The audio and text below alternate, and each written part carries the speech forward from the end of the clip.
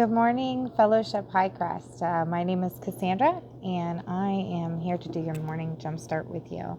We'll be coming from Acts chapter 5, verses 1 through 11.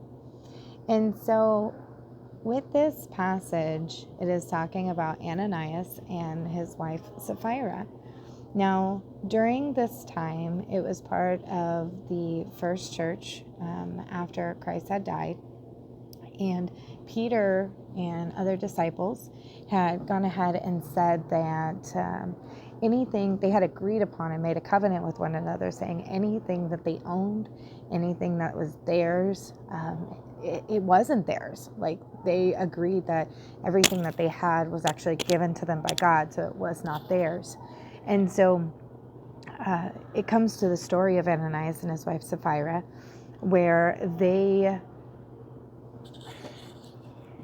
together had made a plan to deceive the other disciples. They had sold their property, and when they sold their property, they said, okay, we are going to tell them that we sold our property for X amount of dollars. So if we put a dollar number, let's say $100,000.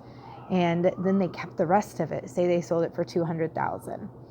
And so they had kept the rest of that. And when they went to go give the money to Peter, the Holy Spirit had let Peter know that that wasn't the full amount.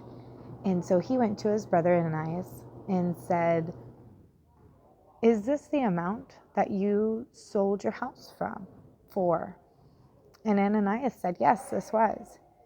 And Peter was like, no, I don't think that's right. And he says, who are you lying to? You're not lying to me now. You're lying to the Holy Spirit.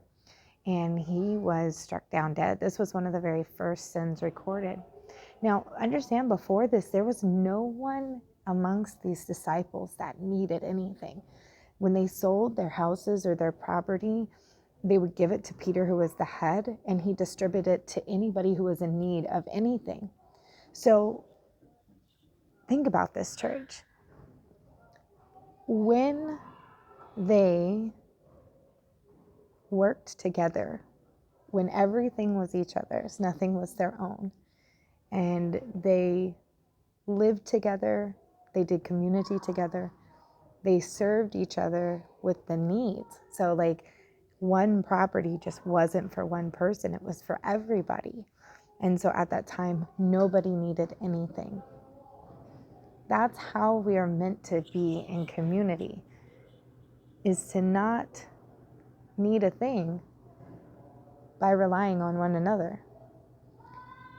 So today, as you go through and you're going through this passage, you're meditating on it, you're reading it, don't miss the part where it talks about, right before the story of Ananias, where everybody in this community of disciples had absolutely no needs because they worked together, they lived together, they supported each other.